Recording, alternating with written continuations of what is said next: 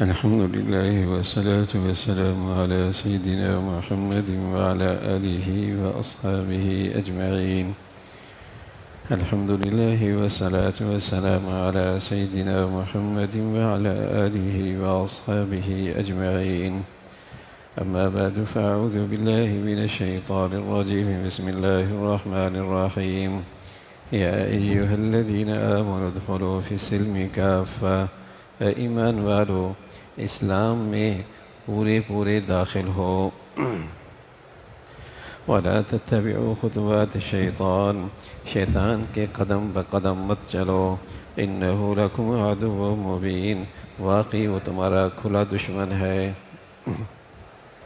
اللہ تعالیٰ کا یہ حکم بڑا ہی قابل توجہ ہے کہ اہل اسلام کو حکم دیا کہ وہ اسلام میں پورے داخل ہو، کہ ایسا نہ ہو عقائد تو اسلام کے ہوں، عبادات بھی اسلام کے ہوں، اور کچھ قوانین بھی اسلام کے ہوں، اور باقی زندگی میں پیوند غیر اسلام کی ہو. باقی معاملات میں غیروں کے پیوند لگی ہوئی ہوں، باقی تمہاری معاشرت کسی اور نظام سے لی گئی ہو، باقی تمہارا رہن سہن وہ اسلام سے ماورا ہو، اس کے علاوہ ہو. اسلام ایک مکمل ضابطۂ زندگی ہے، ایک مکمل دستور حیات ہے. اسلام صرف عقائد کا نام نہیں ہے، اور صرف عبادات کا نام نہیں ہے، اور چند قوانین کا نام اسلام نہیں ہے. اسلام تو وہ ضابطۂ زندگی ہے جو انسانیت کے ہر شعبے اور زندگی کے ہر گوشے پہ حاوی ہے، اور زندگی کا ہر جز اور کل اسلام سے مربوط ہے.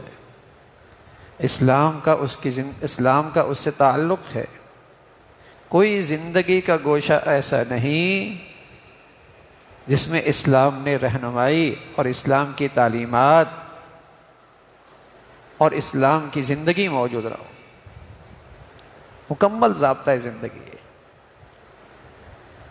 تو جہاں اس میں عقائد ہیں تو وہاں عقائد ہیں تو وہاں ایسا نہیں ہے کہ عبادت کے معاملے میں وہ مندر اور کلیسا اور مسجد کو ایک جیسا سمجھے، کہ اسلام سے عقائد تو لے لے لیکن عبادات میں وہ کلیسا اور مندر اور مسجد کو برابر سمجھے.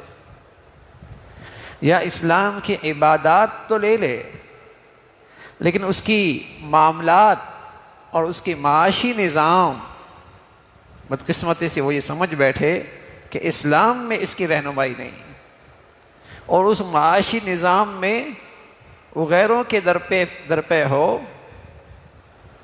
اور ان سے اپنی معاشی نظام کو مضبوط کرنا یا اس میں فلاح اور کامیابی چاہتا ہو، تو یہ اسلام کی تعلیمات سے معروم ہے. تو ایک اہم حکم ہے اہل ایمان کے لیے کہ ایمان والو اسلام میں پورے داخل ہو جاؤ. ایک آدمی مسجد میں ایک پاؤں رکھے اور باقی دھڑا اس کا باہر ہو تو اسے مسجد میں داخل ہونا نہیں کہتے، اسے مسجد میں داخل ہونا نہیں کہتے.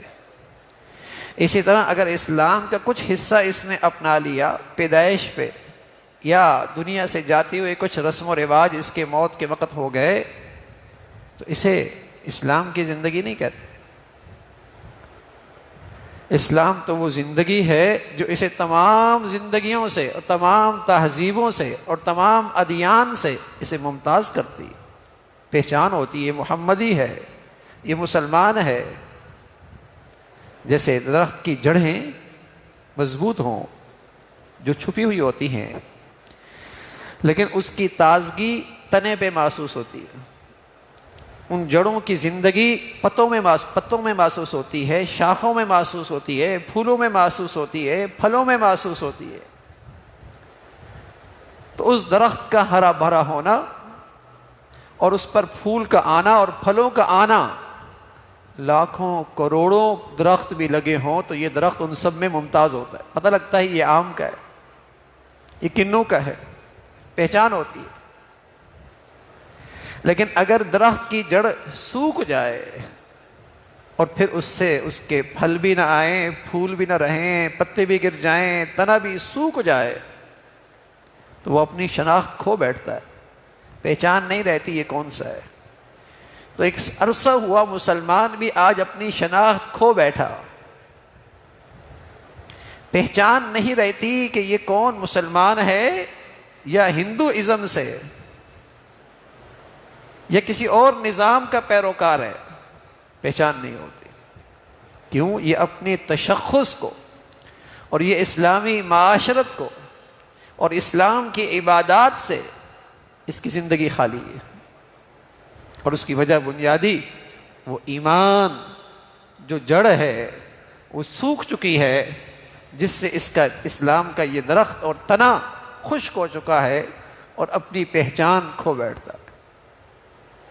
ورنہ اگر درخت اپنے تمام تر حسن کے ساتھ ہو، اس کے پھولوں کی خوشبو بھی ہو، اور اس میں پتے بھی ہرے بھرے ہوں، اور اس میں پھل بھی آ رہا ہو، تو ہر آدمی پہچان لیتا ہے اور دور سے پہچان لیتا ہے، اور ہزاروں لاکھوں درختوں میں اس کی پہچان ہو جاتی ہے۔ تو مسلمان کی زندگی تو ایسی ہی ہوتی تھی کہ کہیں ہوتا اس کی پہچان ہوتی محمدی ہے، یہ مسلمان ہے۔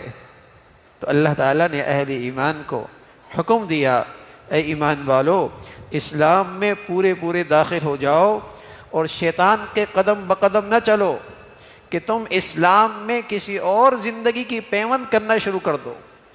اسلام تو ایک ہی تھا، لیکن اب اس کے بہت سارے قسمیں بن گئے۔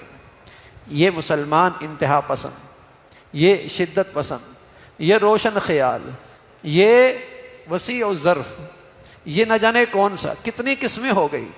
اسلام تو ایک ہی تھا کہ پورا پورا یہ سراپا زندگی مسلمانوں کی سی ہو، لیکن اب تقسیم ہو گئے، یہ فلاں کا اسلام ہے اور یہ فلاں کا اسلام ہے اور یہ فلاں قسم کا مسلمان ہے۔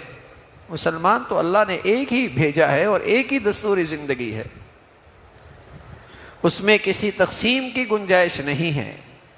تو فرمایا کہ ایمان والو، شیطان کی پیروی نہ کرو اور اسلامی زندگی میں کسی اور کی پیوند کاری نہ کرو، یہی شیطان کی پیروی کرنا ہے، یہی شیطان کے قدم بقدم چلنا ہے، اور واقعی وہ تمہارا دشمن ہے۔